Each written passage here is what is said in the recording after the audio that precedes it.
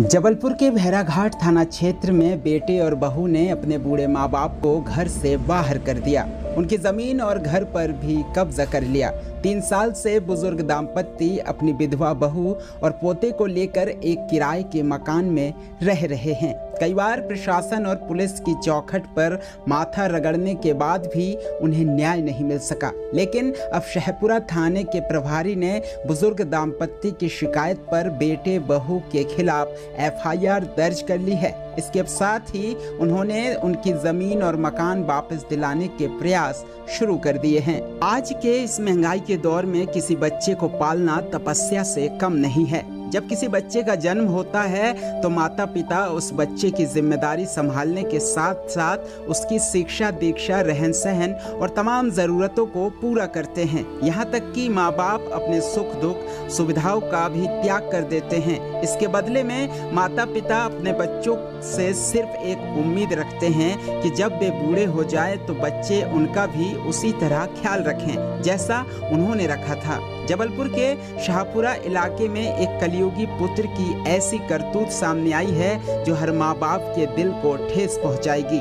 जहां 80 साल के रंजीत सिंह और उनकी पत्नी के 3 बेटे हैं। बड़े बेटे कामेश्वर की मौत हो चुकी है। मझला बेटा रामेश्वर 20 सालों से जबलपुर शहर में रह रहा है, जो कभी अपने माता पिता से मिलने भी नहीं आता। तीसरा बेटा अपनी पत्नी सोनिका के साथ गाँव में ही रहता है, लेकिन वह भी अपने माँ बाप से मतलब नहीं रखता, बल्कि 3 साल पहले उसने अपने बुजुर्ग माता पिता की जमीन मकान पर कब्जा कर मारपीट कर उन्हें घर से बाहर निकाल दिया है। ऐसे में बुजुर्ग माता पिता दर दर भटकने को मजबूर हो रहे हैं। प्रशासन से न्याय की गुहार लगा रहे हैं। जबलपुर से शुभम पाटकार की रिपोर्ट।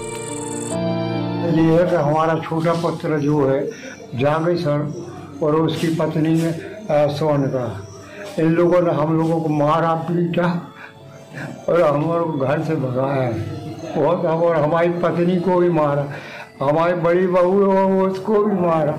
हम और किस तरीका परेशान करके हम और घर से वहाँ से निकाल दिया और आज हम और बेघर द्वार हो गए। हमारी अवैध हमारी ज़मीन में उसने कहा कब्जा भी कर लिया था। और क्या कर रहे हो, हम 80 वर्ष की उम्र है, अब कहाँ जाए? बोलो तो आप बताओ। हमको न्याय नहीं मिला आज तक, मगर आज मैं यहाँ शहपुरा थाने में आया तो आज मेरे को यहाँ से न्याय मेरे को मिला है। हमारी साहब ने हमारे ऊपर दया करी है, हमारी सुनी।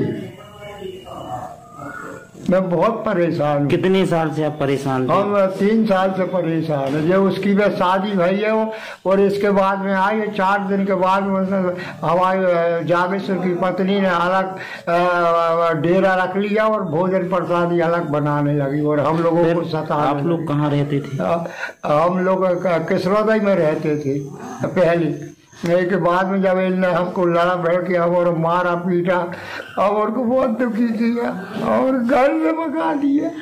घर में अभी सब नहीं रह सकते। गुड्डा जैन के जहाँ हम लोग किराए से 2000 के महीना किराए से वहाँ गए। ऐसा अपना अब आप इतने साल से चक्कर काट रहे थे, अब आपकी सुनवाई हुई है? कैसे? 3 साल से मैं चक्कर काट रहा। आज तो मैं यहाँ साहब ने हमारी सुनाई की है। मेरी आत्मा बड़ी प्रसन्न है कि मेरे को न्याय मिल गया। न तो मैं तो आत्महत्या करने वाला था कि हमको न्याय नहीं मिलेगी तो हम अपनी आत्महत्या करेंगे कि हमारा जीवन बेकार है, कि हमको न्याय कहीं नहीं मिल रहा। मगर आज मेरी आत्मा तृप्त हो गई कि मेरे को न्याय मिला।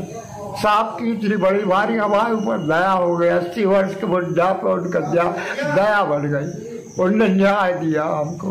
क्या नाम है आपका? मेरा नाम रंजीत सिंह। एक बड़ा मार्मिक और दुखद प्रकरण थाना शहपुरा में आया था। एक काफ़ी बुजुर्ग व्यक्ति रणजीत सिंह राजपूत जो कि किशोरोद के निवासी हैं, इनके बड़े बेटे की मृत्यु हो चुकी थी।